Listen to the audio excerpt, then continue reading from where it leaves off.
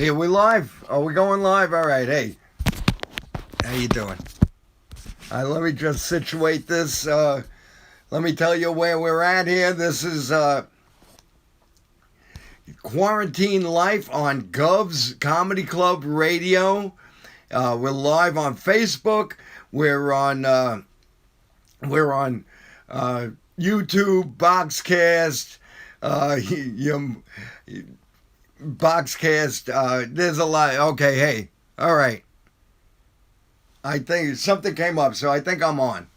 Okay, I think I'm on. Hey, this is Quarantine Life on Govs Radio. I'm on. Woo! This is Quarantine Life on Govs Radio, Comedy Club Radio, and this is the Benny Rizzuti version. So those of you who don't know you're wondering who the hell is Benny Rizzuti, maybe you're going to find out a little bit about him today. You'll find out a little something about me and why I happen to be co-producer of a show with Don Sill, and it is called Put Up, Shut Up, and Stand Up, also known as Pasusu for many of you. It's a lot easier to remember. And I'm going to talk about Don, how I met Don, and the show. It was a game show, and it was a lot of fun. And then, because of what's happened with the pandemic, we turned it into a quarantine show, which is great quality and amazing editing done by Don. And we'll discuss a little bit of that. We'll discuss. I wanted to make this kind of a workshop. I wanted to do a workshop where I wanted to let you know what I'm doing, that I got into comedy because I always wanted to be a writer. And I always have stories in my head, and sometimes some of them get written on paper. And then I got into comedy, and I enjoyed writing jokes on comedy and stuff. And I'm on my cell phone, and I have the computer, my laptop, which I don't know how to hook up. I don't know how to make my. Here we go. So I just want to get that going. The show. Okay. Was a game show, and it was a lot of fun. And then because of what's happened with the pandemic. All right.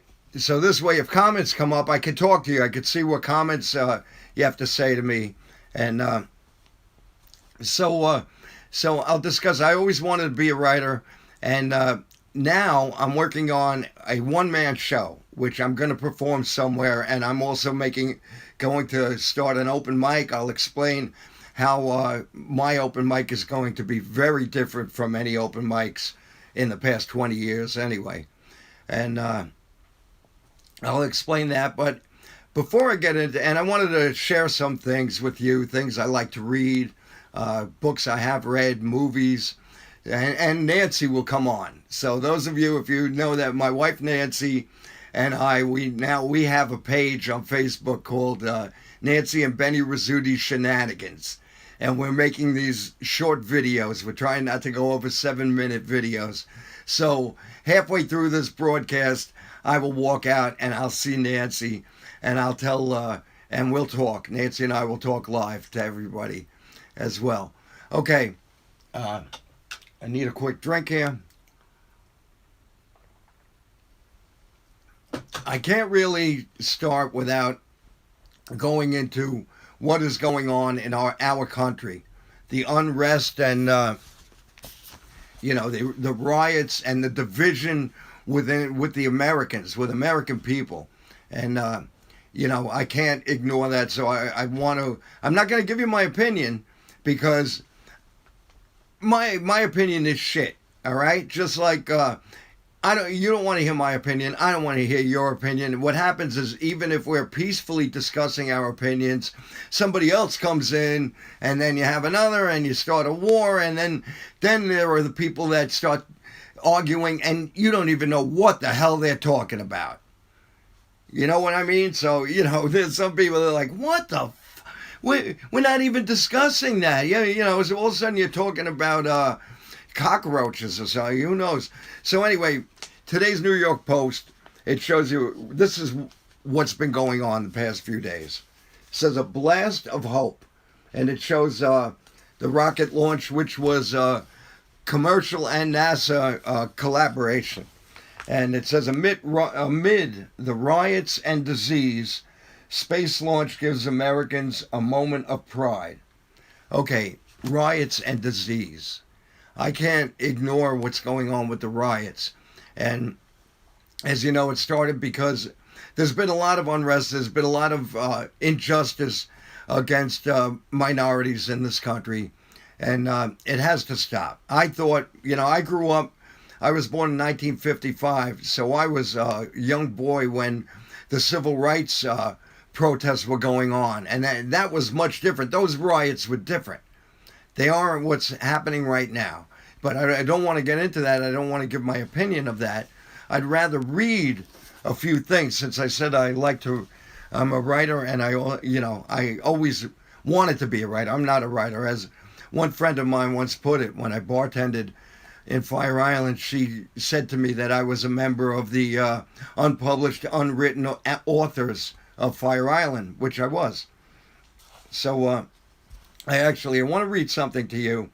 And this is, they call it a poem. I call it kind of a cautionary poem, almost a missive. If you don't want to look up missive, I'm probably wrong. But anyway, I want to read this. It was written by Pastor Martin Niemöller. It's NIEM 0 with the 2 dots on top, LER. So LLER. So Pastor Martin, anyway, this is the poem. In Germany, they first came for the communists, and I didn't speak up because I wasn't a communist. Then they came for the Jews, and I didn't speak up because I wasn't a Jew. Then they came for the trade unionists, and I didn't speak up because I wasn't a trade unionist. Then they came for the Catholics, and I didn't speak up because I wasn't a Catholic. And I didn't speak up because I was a Protestant. Then they came for me. And by that time, there was no one left to speak up. Okay, which means we all have to stick together. And we all have to be rational. Violence is not the way.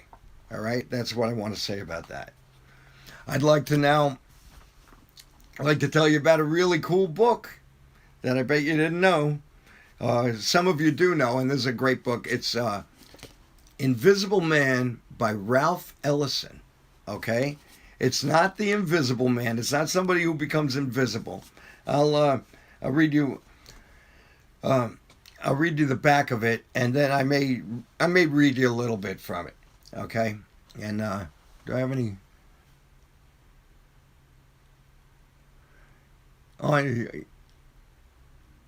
All right, look, I'm just reading. Hello, senior citizen, live from the Shady Acres. Yeah, okay, thanks a lot. Friggin' mook. All right. Jerry Garcia is smelling my head. Yes, he is. He's smelling it, and he's getting a good buzz. Trust me, he's getting a good buzz. So, all right, first published in 1952 and immediately hailed as a masterpiece, Invisible Man is one of those rare novels that have changed the shape of American literature. For not only does Ralph Ellison's nightmare journey across the racial divide tell unparalleled truths about the nature of bigotry and its effects on the minds of both victims and perpetrators, it gives us an entirely new model of what a novel can be. All right, I'll go on a little bit. As he journeys from the Deep South to the streets and basements of Harlem, from a horrifying battle royale where black men are reduced to fighting animals, to a communist rally where they are elevated to the status of trophies, Ralph Ellison's nameless protagonist ushers readers into a parallel universe that throws our own into harsh and even hilarious relief. Suspenseful and sardonic, narrated in a voice that takes in the symphonic range of the American language, black and white, Invisible Man is one of the most audacious and dazzling novels of our time. And it is, and I want to read it again. And I won't really. The prologue is awesome. If you get a chance, you could probably get it online. You can, and if you get it online, you can read that. The prologue is awesome. I am an invisible man. No, I am not a spook like those who haunted Edgar Allan Poe, nor am I one of your Hollywood movie ectoplasms. I am a man of substance, of flesh and bone, fiber and liquids, and I might even be said to possess a mind. I am invisible, understand, simply because people refuse to see me. Like the bodiless heads you see sometimes in circus sideshows, it is as though I have been surrounded by mirrors of hard, distorting glass. When they approach me, they see only my surroundings, themselves, or figments of their imagination. Indeed, everything and anything except me. Now, it goes on to that he is in a basement in the city, in this basement where no one knows where he is, and he's tapping Con Edison's power without them knowing about it. And he's living in this basement with thousands of light bulbs. It goes on. That prologue is awesome. And you should read it. It's a great book. I read it a long time ago. I bought it, and I've been wanting to get back to it. And I really love it. I love it. It's a fun book. Okay? Not a fun book. It's actually everything that it said in the back. That it's an important novel, and it is one of the greatest American novels ever written in the 20th century. Okay? One of the greatest 20th century novels. Okay, go ahead, argue with me. I'm losing them. Andrew Pugano says I'm losing them. I don't even know how many. I got 10. I got 10 on a beautiful Sunday afternoon. I'm okay. I'm all right. All right. So, anyway, I have some. I want to show you a few of my rare book collections. Some of the things books I'm into. Music. Are you into that? Are you okay? So. Those voices when he says stories. Those are voices. Okay, yeah, they are voices. Yeah, they are. Anyway, one of my all-time favorite science fiction books. It's not really a novel, but it's Ray Bradbury's The Illustrated Man. This happens to be, it's in plastic because it's a signed copy from the late great Ray Bradbury. And it's not a novel because the story opens about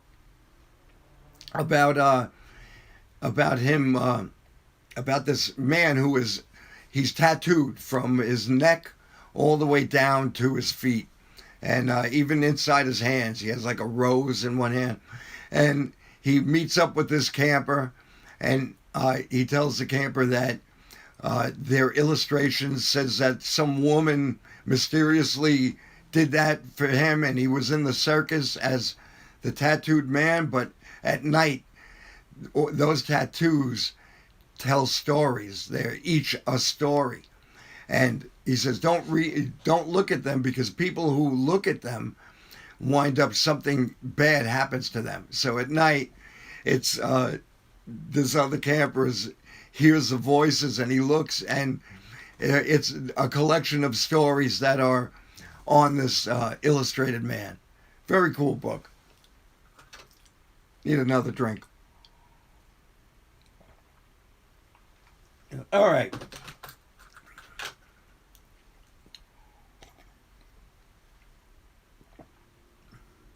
As I said before, I wanted this show to be kind of like a workshop and talk about... so let me tell you, I stumbled into comedy in the 80s, like 1982 or so, because I wanted to be a writer. I was working a full-time job, had very little time. I wrote a show that I performed live, which was like an X-rated Saturday Night Live show, and half of it was really good. The second half of it's a long story. So Uh, so I met this other guy. He did a show very similar, but his show was different from mine. His show was more of a copy of Saturday Night Live. Mine was a very original and very risque, very racy in some ways. And then this guy went on to start doing stand-up comedy, and he went to this club, Dixon's White House Inn, which was a man. His name, not his real name, his stage name was Richard M. Dixon, and he was in a few movies. He was in the movie Where the Buffalo Roam, portraying Nixon when Bill Murray meets him in the bathroom.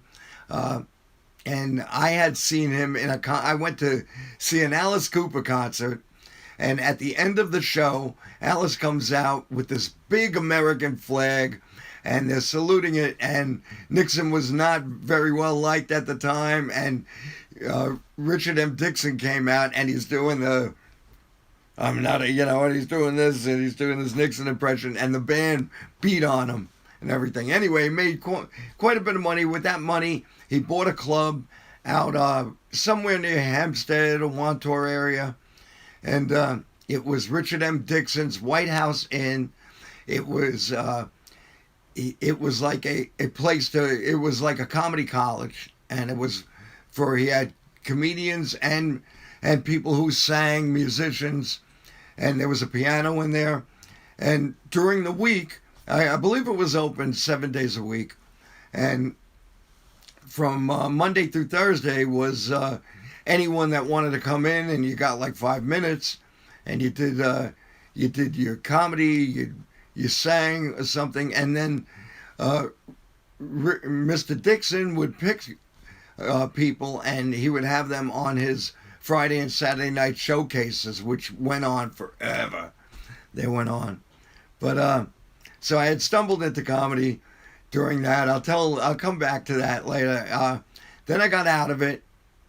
I still like to write. In the 90s, I wrote a vampire novel, very thick vampire novel, and it's like the anti-vampire novel. I think I have something. It's an anti-novel because a friend of mine told me to watch one of these movies. I don't know if it was, I'm not sure it was The Lost Boys or that other one with Malcolm McDowell, where the vampire lives next door, and he moves in next door, and it's still a Dracula thing. And so I was thinking of, what if I was a vampire hunter who was immortal, and I was around for like 300 years or so, and what if all I wanted in life was to kill the last of the fang-toothed bastards, which happens to be the name, if you could see that. I don't know if it's coming out backwards or whatever, but it's Last of the Fang-Toothed Bastards. And this is, as read by the author and friends, this is just a little bit that I put together, like a brief synopsis of the story, a chapter and some journal entries. And it's about this group that became semi-immortal. They lived a long time. There were horrific ways that they could die, but they could live for hundreds of years. And that's explained because they're scientists. So it's kind of a vampire science fiction story, and it's not one of those vampire love stories. It's actually vampire divorce story, because the main protagonist, Pam Stewart, her husband is a vampire, and she is not. And as much as she loves him, she's got to stay away from him, and who knows what she's going to do to him. So let me see. Benny, have you ever went to cow fields at first light? I don't know what that means. Okay, soon Nancy will be on. Hang in there. Yeah, I'm doing all right here. I hope you're enjoying what I had to say. So, anyway, I got involved in comedy writing, and I like that. And then I decided, when I wrote the novel, I wanted to write something that would be as scary as it was funny. And I found out that's very hard to do. Because even like Ghostbusters is not really is maybe you could say it's an exception to the rule. It has some scary, but no, you're laughing more through Ghostbusters. You're not, that's very tough to do, to be scary and funny. And I went more for funny, for scary and reality, and hopefully I had a few jokes in there throughout. One thing I liked about joke writing is that is with joke writing, it was great editing. I learned how to edit because a lot of your jokes are short, your bits are short, and then you either get a laugh or you don't. Okay, if you don't get a laugh 3 times, I would try it out on 3 audiences. If I didn't get a laugh, I'd either find a way to rewrite it or get rid of it, throw it out. And I wrote a bit one time about something that actually happened with my family in Brooklyn, and the bit didn't work. So I shelved it. I shelved it because I still liked it. I thought, and then one day I came out with, well, I could tell this, and then I can have a callback to it, and I can call back this, this bit. So the bit actually, I still do it, and people who come out to see me always ask for it. And you can even find it on YouTube. If you look me up on YouTube, you'll find me. You can look at it on the Gagoot Show. I had a Gagoot Show channel, so you can look up the Gagoot Show channel. You can also just look up my name. And this particular set, which one of my favorite sets, is called Benny Rizzuti 58 in Dog Years. And the bit is separate. You can find that. It's the Italian map bit. So it was a bit that I shelved. Then I brought it back, and it's first time I drove to Brooklyn. How do I get back from there? And my uncle says, I'm going to make you a map, and my other uncles around the table, and their idea of a map is everything on the kitchen table, and this salt shake is your car. This napkin holder is the exit, and just leading on the exit. And then they want, and then it just fell off. And then I thought of that. What if I say that Italians really have a great sense of direction? Let's take Christopher Columbus. He discovered America. He was looking for India. His navigator was one of my ancestors. This salt shaker is of the Santa Maria. This napkin holder is India. You're going to want to take the Belt Parkway. And because the Belt Parkway is in it. So, I didn't mention that. But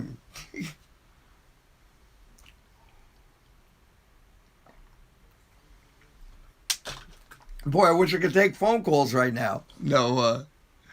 Hey, Danielle, how you doing? How are you? It's a fine novel. That's amazing. I've been telling him for years, decades, to publish it. Yeah, it has to be rewritten. I'm going to read you a little bit of it. It has to be rewritten.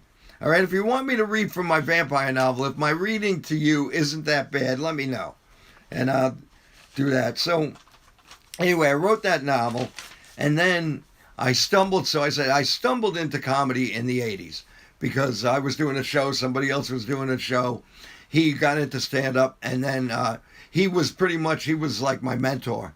I learned a lot from him, and he went on to be a big headliner in the 80s, possibly early 90s.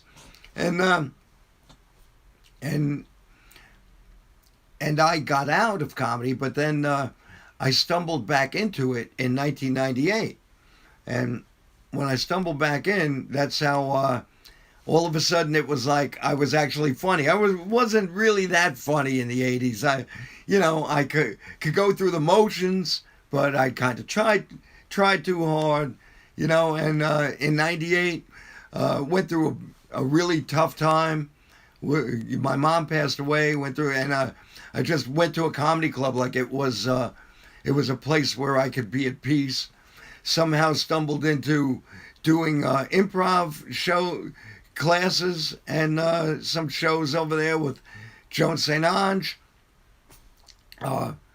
And I started doing open. did my own open mics. And I did my own open mics. I've run some of my own comedy shows. And I met, at that time, I met up with Don Sill. Don was doing radio. He had a radio show on WUSB radio. That's a college radio station, 90.1 WUSB. But you should always be on GovsRadio, Govs Comedy Club Radio.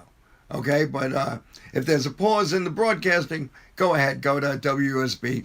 We did a show there in '98. Don was already doing the show, and he invited me on as a guest. Called me a, major guy in comedy. And then I liked the show, and he would ask me to come back, and I eventually became a member, and I was like his a sidekick. I was a sidekick on the show, and we would like to do different things. So I would run ideas off of him. Why don't we do a sketch on it? One time, Mike Piazza was playing, and he was getting beamed in the head, and a lot of players were getting beamed in the head. So I said, why don't we do something like that? And Don writes this sketch of like the home run derby, the beanball derby, which I still think was funny. He didn't think it went off that great. I like it. And I think he still has archives of the radio shows. Had a lot of great guests on it. And we did some different things. Then Don went off to North Carolina, I believe, and he's worked with the Carolina Hurricanes. He also worked with the Atlanta Falcon organization in doing video, and then he came back to Long Island. He came back, and he asked me if I wanted to, if I was interested in being part of this show. He had a game show, doing something, and I love. It was like, we were never apart. We think similar, we have similar ideas, and we want to always be different and do, and I like doing sketches. I created a character, which, so in between that space of time, while Don was working for, great sports organizations, I was a machinist, so doing my machine stuff and doing creative things in between. As I got older, after the 58, 59, I was like, nah, I don't want to do stand-up in some room or do some open mic in some, bar on the floor, no stage, and I don't want to do that stuff. So then somebody said to me, have you been on somebody's show? And I knew there was this studio, Madhouse TV, in Deer Park, Long Island, and I decided I wanted to pitch them a show of where it would showcase comedians and interview comedians. We were going to figure out ways of how can you perform without an audience, and so that was close to 7 years ago now. So we called it the Gagoot Show. My co-host was Nicole Lamonaco. Stephen Perillo was on with us when we first started.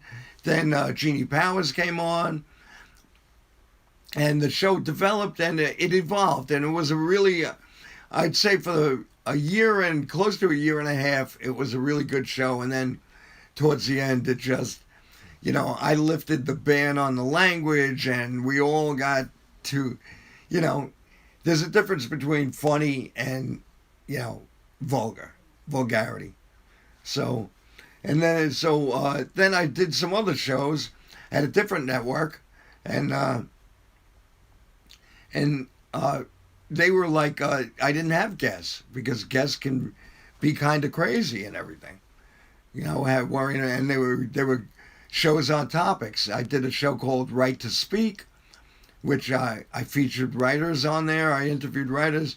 Then did a show with my son, which was Benny TV, and that was a fun show. For a while we did movie reviews, we did book reviews, and books made into movies, and what you thought of that. Oh, my wife is telling me it's 2:27, it's 2:30. All right.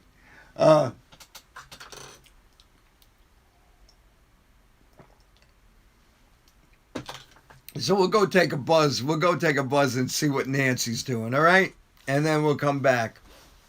We'll come back to this, and just for you comedy people, because what I said was the workshop was I'm working on a one-man show, and I'm calling the show "I Hope I'm the Moron You Were Expecting." So pretty much you can call this a "I Hope I'm the Moron You Were Expecting" podcast.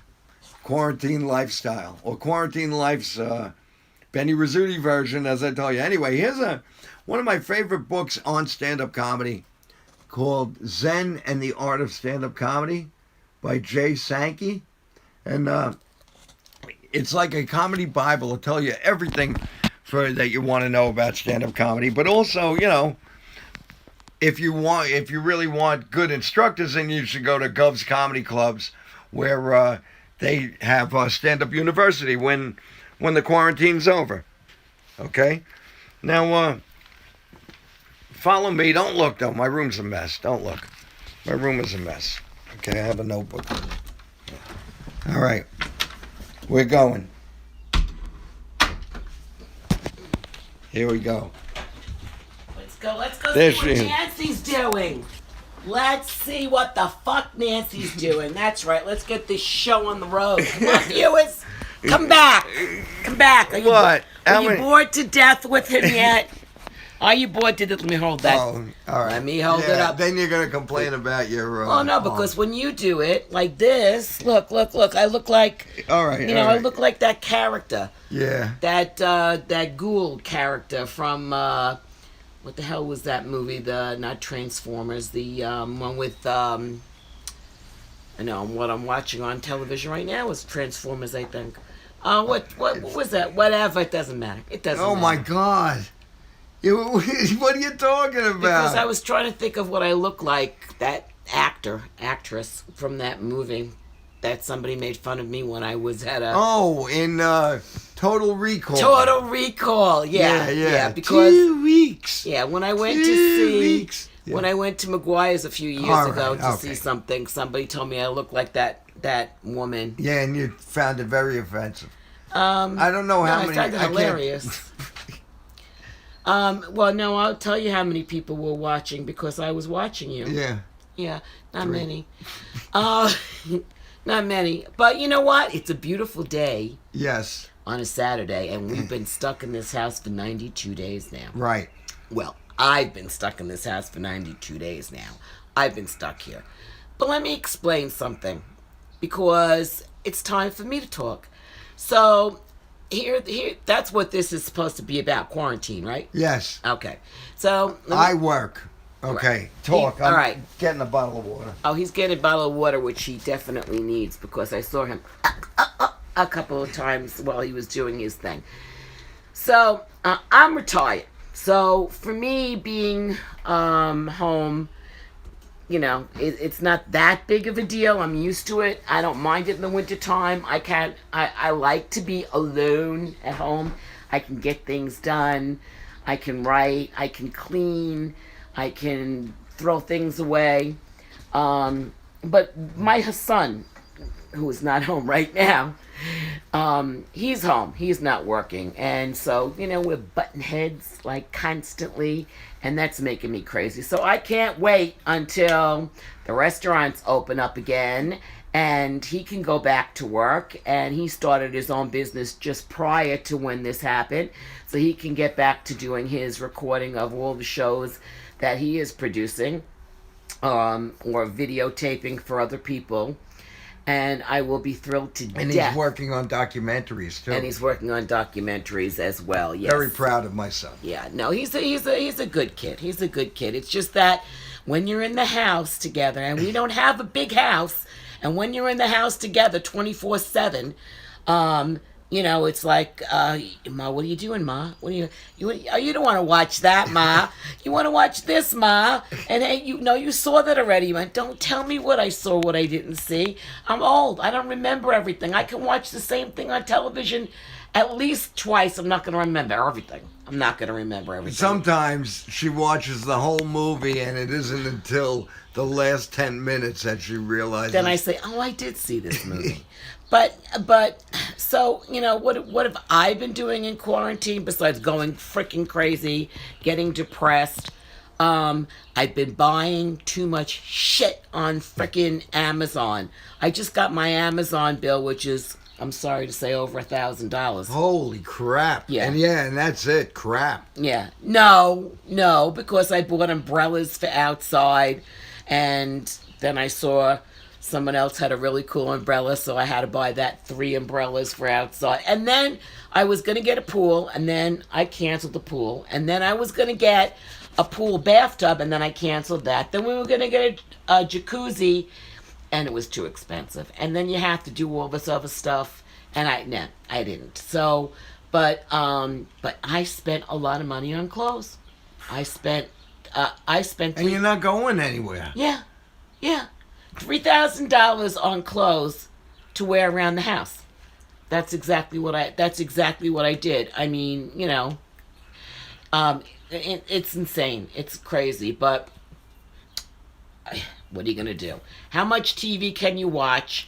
How clean can you keep your... I mean, my house is freaking... Well, it's not spotless because I have cats, but, you can just... Yeah, we have 2 cats. We have 2 cats. Batman and Robin. Which we love. And they're pretty funny. Well, we want to say hello? Say hello. Hey. Batman. Batman, say hello. Say hi. Yeah, okay, you're really... Wow, that They really was do amazing. talk. They really do talk, actually. Yeah. But, Why don't you see if anybody's watching or saying anything on your phone? I don't think I could do it on this. Oh, all right. Well, then hold that.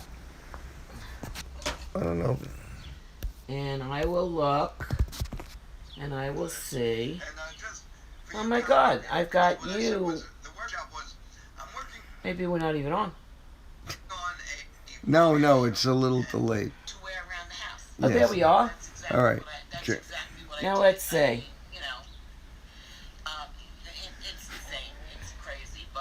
Oh, yeah. Danielle. Hi, Danielle. Yeah. Oh, Bette Bette Midler. Yes. You know what? Let me tell you something. Let me right. turn this down because that's really stupid if I have this going. All right. So let me tell you something.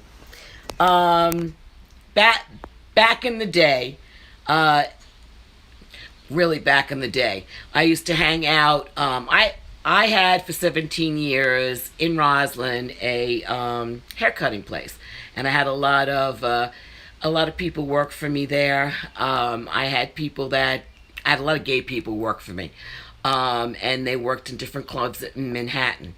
So we would go into Manhattan, and I had this one friend since passed on who used to do female impersonating, which was Bette Midler. And they used to dress me up and put me on stage, and I looked more like Bette Midler than he did, and he really looked like Bette Midler when he was in drag. But, which was hilarious. But prior to that, when I was younger and probably 40 pounds lighter, and I had a Barbra Streisand nose before I had that done, everyone told me that I looked like Barbra Streisand or Julie Budd. True quick story, because you said some stories. Let me tell this one.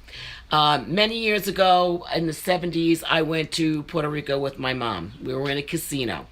And we walked in the casino. I put money in right away, and I hit the jackpot, $5,000.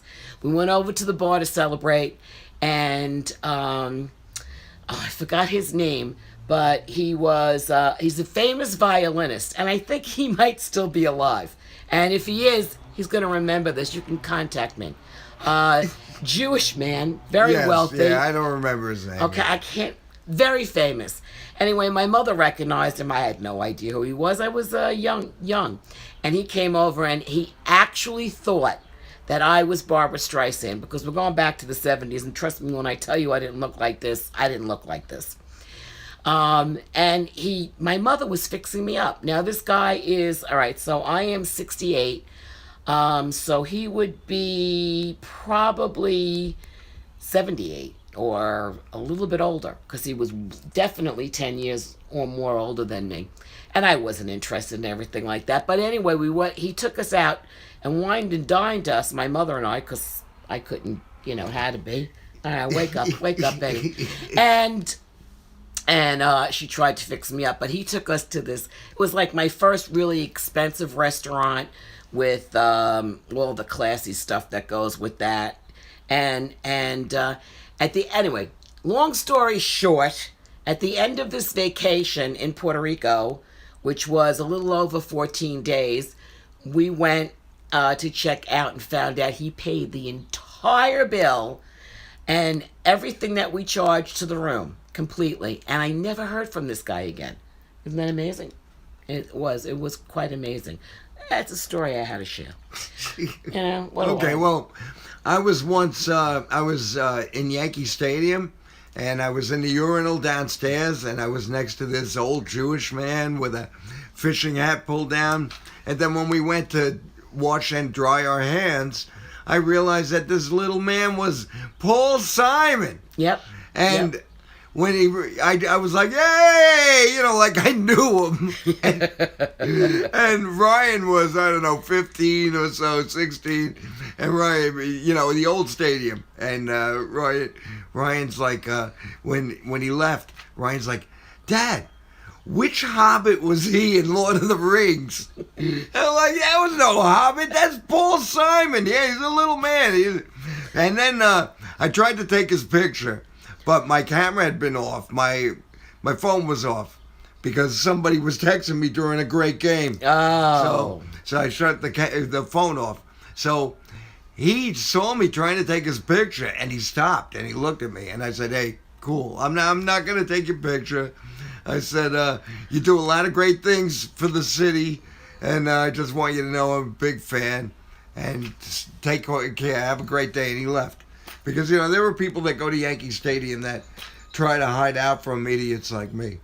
Oh, well, now you can't get near them. You can't get near them anymore. But they still have to use the bathroom. They don't have I don't know if they have a private bathroom or not. They should.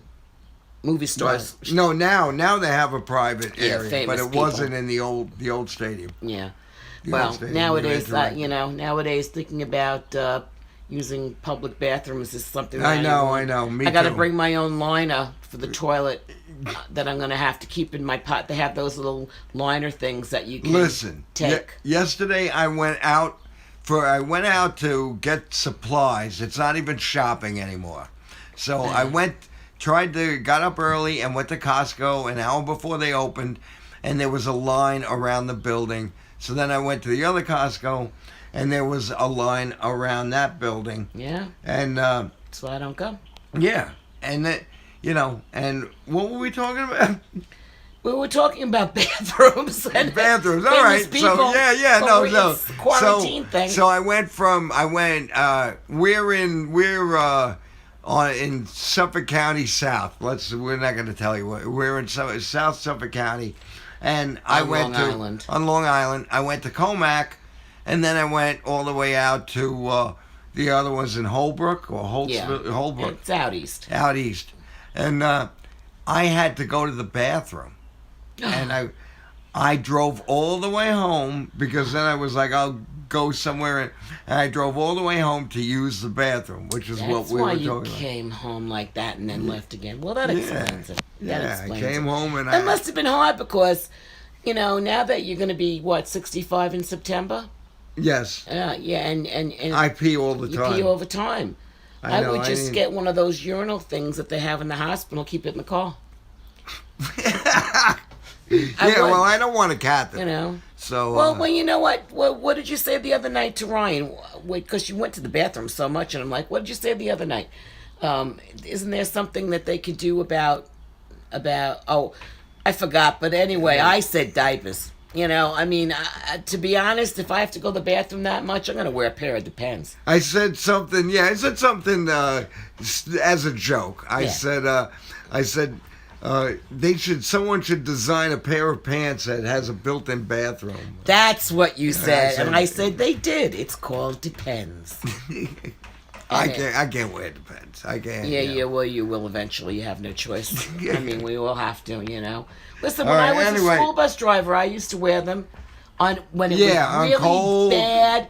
when the weather was going to be bad in the afternoon and we had to go pick up those kids, and I knew we were going to get stuck someplace, I threw on a pant, and believe me, I was brilliant by doing something like that. I've worn Depends myself. I mean, had there a are few certain plumbing situations. problems. I had plumbing problems. I'm glad you all are interested in our Depends. Yeah, yeah. Because it depends on how old you are. All right, listen. Listen. I want to say hi to the 8 people that are watching us. Oh, thank you so much.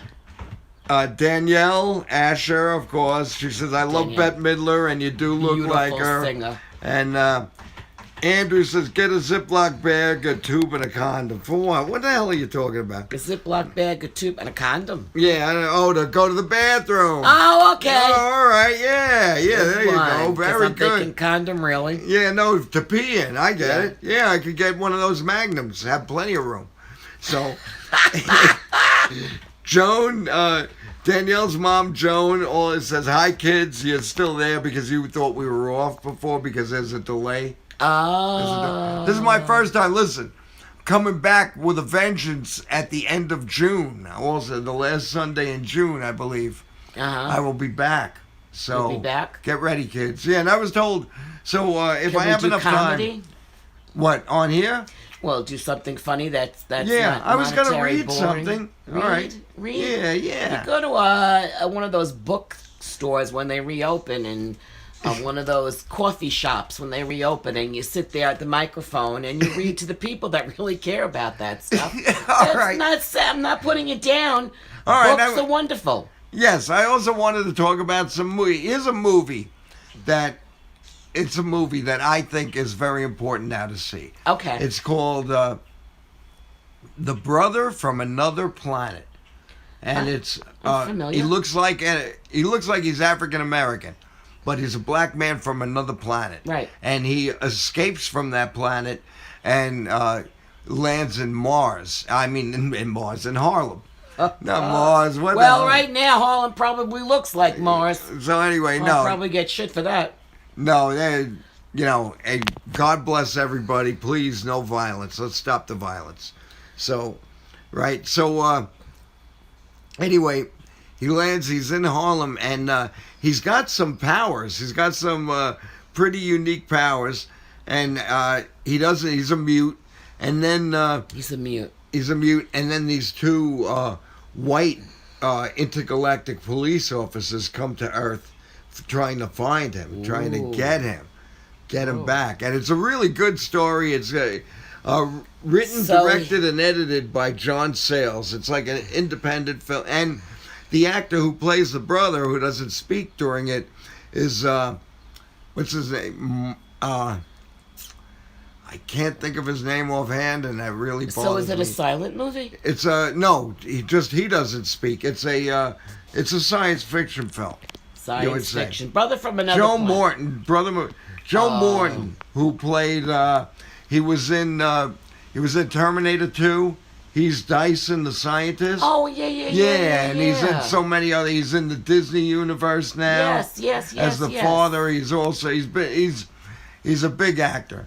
Joe Morton, right? I believe it. Joe Morton, not the or one. Joe Morgan. Not. You're not talking about the guy from The Walking Dead. That's Lenny. His name is Lenny. No. Okay. All right. Joe Morton. I can go get the DVD. I wonder when that's going to come back, The Walking Dead. I know, yeah. They left us hanging with one episode. They left us hanging with a lot of shows. Yes. Because of the quarantine. Does the government realize that I am retired, and a lot of the things that I do at night, which is the only thing I do at night, is watch freaking television, and I'm hooked on these shows, and there's no finale. There's no conclusion. But that's because of the pandemic, and thank God I don't watch daytime soap operas because they're just showing reruns from 1970 and 1980s. That's what they're showing. 1980s on daytime soap operas. Can you imagine? All right. It's ridiculous. Well, Jesus, have Benny start talking about books again. That's right. No, I'm trying to keep him off that subject. We're just going to talk about fun things, And Andrew Puganos, man, boy, he's in something. He's getting back to me. He called us life hacks with the Rizzutis. Hello from South Florida. Life hacks with the Rizzuti. Yeah, with the Rizzutis. I mean, Fungal, what do you want me to sing a song? Yeah. Oh, well, what do you want to know, Andrew? Tell us. We'll help you out. All right. We have a page now. It's called Nancy and Benny Rizzuti Shenanigans on Facebook, where we're going to do videos which are not going to be boring or talk about books or movies. It's going to be funny stuff. Trust me. Because it's what it's. You know what? I'm a lot funnier than Benny, but no, all my friends know I'm funnier. I just can't. Hello, Karen Smith Diaz. Thanks for watching. How's South Florida doing? Go get down from that table right now. Hey, Batman, get down. Hey. Go get him. He's going to eat that frickin' bag. We have a cat that likes to eat plastic.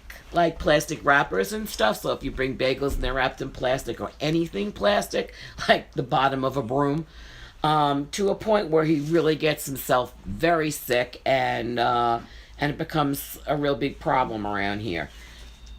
We had a collie that used to do that too, and I think that the collie died and we got this cat right after the collie, and I think that Lassie is reincarnated into Batman because this cat literally does dog things. It pathetic. I mean, someone's at the door, someone's here or anything. The dog used to jump up and look out the window. Now, they never met each other. The cat does the exact same thing. Somebody comes into the house, the dog used to sit over there. Then we have two cats. The other one doesn't do this. The cat goes over there and when Ryan comes home, the cat is like all over the place. So how long does this run? Because it's 2:51. Yeah, I think we're going to end it soon. What Sally because say? I think we're just boring. We're boring everybody. We're boring. Sorry if we're boring you. You know what? Fuck you if we're boring you. I don't care. Oh, are you allowed to say that? It's a show idea. A hack is something that helps you work around problems. I wrote that in reference to Nancy talking about really? wearing Depends while driving. Oh, well, I'm talking about driving a school bus in a winter storm. Nancy's a comedy fan, by the way. I am a big comedy fan. She's a fan. That's what she is. Well, not only am I a big comedy fan, but I used to do fundraisers, and I had comedians do the fundraisers. Right. You put together fundraisers. fundraisers. So you booked shows. And I booked shows, and I booked comedy shows. And before I met Benny, I did a lot of work with comedians, and I happen to know a lot, personally, a lot of very big headlining television stars. Now you're just name dropping now. Enough with that and shit. I used to date a lot of them. Okay, nobody wants to hear that shit. Oh, what? But I really have some good stories. Yeah. But, back to that thing with the... Put the camera up. Back to that thing with... when you drive a school bus in a blizzard... I was actually in the school bus with 4 students. We got stuck in a blizzard on Sunrise Highway, 7 hours, and I had to actually let the kid with a broom. I had to let the kids out one by one and broom an area where they could go to the bathroom. Sweep an area, and they had to go. True story. Where they could just go out. They were boys, thank God, little ones, and they could go to the bathroom out there. But if I wasn't wearing that. You have to understand, there's a lot of bus drivers have bottles on and stuff on their bus. They have to go there. There's no bathrooms on school buses, which to me is ridiculous. Anyway. All right, let's say... All right, goodbye, people. Say goodbye, Your Highness. Goodbye, Your Highness. Thanks Take for care. watching, Thank you for watching, everybody. Bye. Hope I didn't bore you too much. All right, have a great day. Enjoy the weather. Enjoy and be safe out there. Be safe. Stay safe, health-wise, and stay away from violence. Violence doesn't do anything. We all bleed red. We're all the same inside. Yes. Okay? Yes. Everybody should love everybody Love you all. else. Take care. God bless. Bye. Bye.